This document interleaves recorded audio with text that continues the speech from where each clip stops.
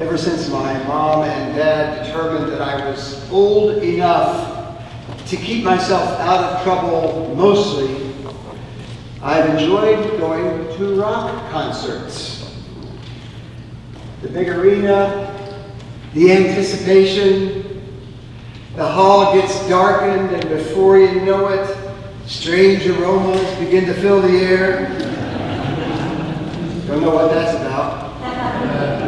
In an instant, the stage is bathed in light, a chord or two is strummed by the lead guitarist, a thump from the drummer, and now, music fans, let's give a warm Capitol Center welcome. They're here all the way from north of the border in Winnipeg, Manitoba. Let's hear it for Bachman Turner Overdrive. Anybody remember them? I think so. I'm dating myself. At which point the band breaks into one of their hits, perhaps some music, and then during the course of the concert they play lots of music. Maybe they're promoting a new album, so they play some new stuff. Back in the 1970s, concerts were notorious for the guitarists, and sometimes the drummers taking long and ponderous solos, giving the rest of the band a chance to rest, and that was all okay. But if we were going to come away from the rock concert feeling like we had gotten our money's worth, the band had better play their hits.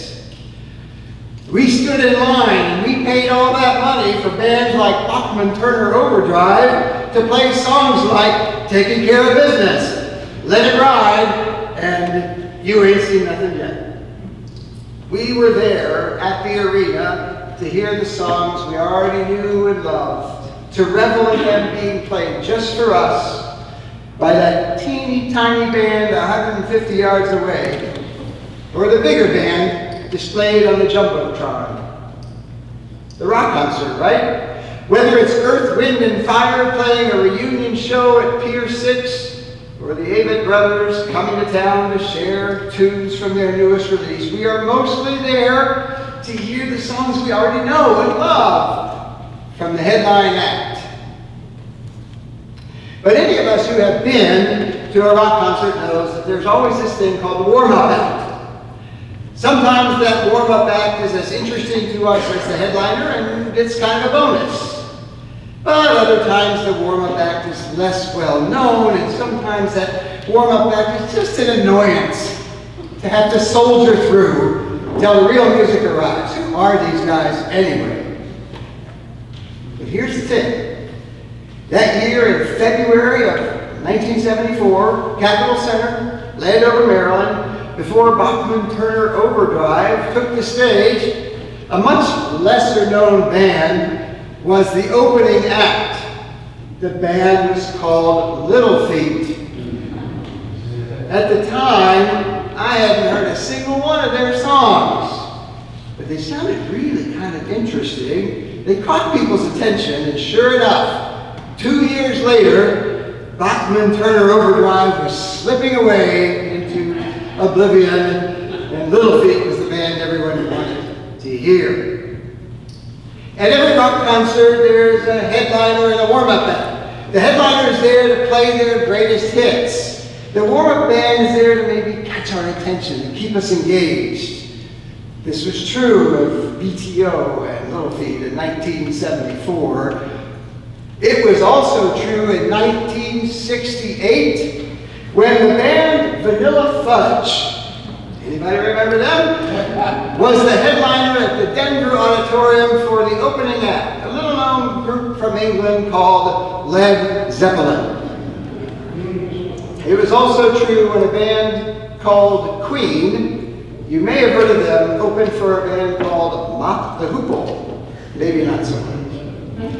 The headliner plays the songs we already know, and the warm-up band piques our curiosity about what we might know soon. And I think the same can be said for the little tour that Bob just told us about in the reading we heard. A tour through the Holy Land, if you will, sometime during the 9th century BCE. A farewell tour, you could call it, dubbed the Chariots of Fire Tour. Wow, what a cool graphic on the t-shirt. shirt, and with stops listed on the back of the shirt, Gilgal, Bethel, Jericho, and a final performance at the River Jordan. Bring your picnic baskets. Where through the magic of pyrotechnics, not uncommon to rock concerts, Elijah, the headliner, will be taken up into heaven in a whirlwind. And Elisha, the opening act, will take a deep breath, and then it will be his turn to hit the road playing solo. People of God, welcome to the Elijah-Elisha Road Show, brought to you by the writers of Jewish history, who knew all of Elijah's greatest hits by heart, and who were very eager for Elisha, the newcomer, to be established as the heir apparent to what had to be considered the rock star of biblical prophets. So they gave us this story, this great story, not unlike other stories from the ancient Near East, when it came time for one hero to step down and the other one to take his or her place. There needed to be a story to go along with it, to make that transition worthy. And this one fills the bill. The story begins in Gilgal, which is so appropriate because Gilgal is where the Hebrew people first camped after crossing the Jordan River into the Promised Land. Gilgal was like Plymouth Rock for the people of God. The tour had to stop there. And there it was that Elijah said to Elisha, his protege, okay, stay here, for the Lord has sent me as far as Bethel. You're on your own, kiddo. I'm out of here. To which Elisha responds basically, nope, I'm going with you. I'm not ready to do this by myself yet. Fair enough. Elijah may have rolled his eyes a bit, we don't know. But Elijah and Elisha take their tour on to the next city, Bethel. You might remember Bethel as the place where Abram was called. It was also the place where Jacob fell asleep many moons earlier while he was on the run from his brother Esau and dreamt of what? Dreamt of a ladder that went clear up to the sky. Bethel was where Jacob wrestled with God and Israel was born. Bethel, house of God. The tour had to stop in Bethel. Two of them there, Elijah and Elisha, arrive in Bethel, and all the people who gathered there said, you know, the curtain's about to be drawn on old Elijah. He's showing his age. He's about to be taken up into the sky, and Elisha's response is one that will sound familiar to any of us who just aren't ready to hear what's about to come. Miss Jones, I have the test results. No, don't tell me just yet. Elisha says, don't talk about it. Don't want to talk about it. Once again, Elijah pleads with Elisha, come on, bud, let me go. The plan is for me to go, for you to stay. I go up, you stay here. And Elisha responds, nope, not happening. Not yet. So on they go, this twosome, on to Jericho. Any good Holy Land tour has to stop in Jericho, where the Hebrew people established ownership of the Holy Land. The walls come tumbling down, and where they are met again by the locals who tell Elisha, as if he needed to hear it again, you know, it's about time. Elisha is quick with his response. Be silent, he says. And then after Jericho, that's when things get serious. Elijah and Elisha get down to the Jordan River, which is essentially that boundary between here and whatever the next place might be in everyone's mind. When you cross the Jordan, you're going somewhere new. Elijah, he parts the waters with his mantle. The two of them walk through the dry riverbed to the other side, and then Elisha finally relents. All right, he says, I will go. I'll let you go. If you give me just this one thing. Please, my dear Elijah, give me a double portion of your spirit.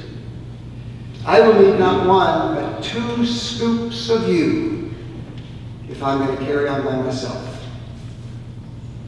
And then it happens. The chariots, the fire, the horses, the whirlwind, Elijah ascends into heaven with Elisha standing there on his own. and Elisha becomes the headliner for a new generation. How cool is this story? It speaks to us of so many things. It summarizes Jewish history in 12 short verses. It speaks to the importance of taking care with the transitions in our lives and to build ritual into those transitions, like graduation open houses. It reminds us of how important mentors can be. It does so many things, but what I love about this story is that it encourages us to do two very important things simultaneously. In the church, and maybe in our own lives too, this story reminds me of how important it is for us to revel in our greatest hits, to sing the songs we know, to keep the traditions alive that are so important in our lives, to honor, if you will, that which is Elijah for us. The concerts, the work trips, the vacation Bible schools, the Bible studies we attend, the order of worship we enjoy, the people we've grown used to and so enjoy seeing on a Sunday morning. The spirit of Elijah needs to be alive and well for any community of faith if it's to be important in the lives of its members. When we get asked, what kind of things do you do at your church? It's good to have a couple of answers. We need to visit Gilgal and Bethel and Jericho and even the banks of the River Jordan, because that's what we love to do. It makes us who we are. These are our greatest hits.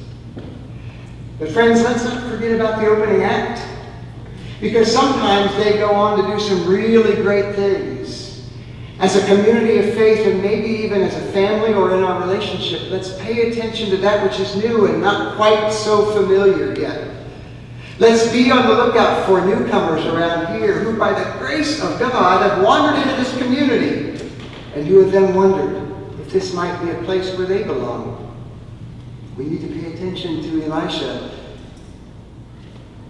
which might mean being sure to pay attention to the new people, but it also might mean paying attention to new ideas for offering ministry, new ideas, new programs. It's been my experience in church life that at any given point in the life of the church, there's always that which is the established thing we do, and we do well. And then there is that which we might yet do, brought to us by the Elishas in our midst. Big ideas for new things, or smaller ideas for doing old things in a new way. Adventures not yet taken, but very interesting to consider. Songs we haven't learned, but that have kind of a cool beat. Elijah and Elisha, that which has been and that which might yet be. To find the balance between those two is perhaps to find Jesus, to find the Christ. Healthy congregations, healthy families, healthy relationships, they need both. That which has been and that which might yet be. That which has defined us and that which beckons us with a new and interesting tune. How is that working for you? The comfortable and the calling. Elijah has given us so much over the years, at least 2 scoops of his spirit. The good news is that Elisha has about decided he's ready.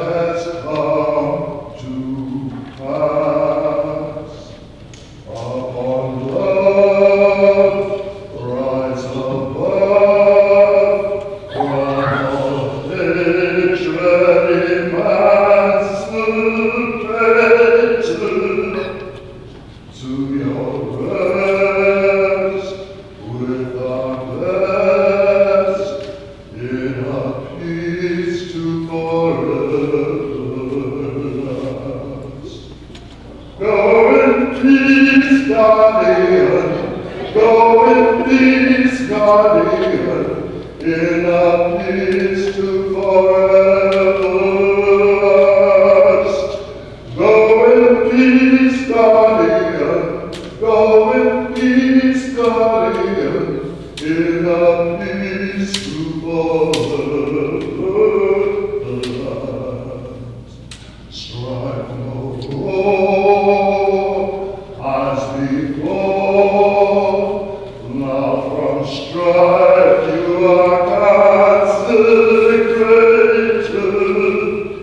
No more dread for the dead, cannot fear what has come to pass.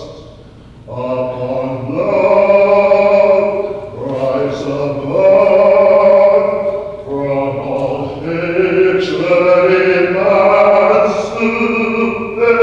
emancipated, to your rest without rest, in a peace to forever last. Go in peace, guardian, go in peace, guardian, in a peace to forever last. Go in peace, guardian, go in peace, guardian,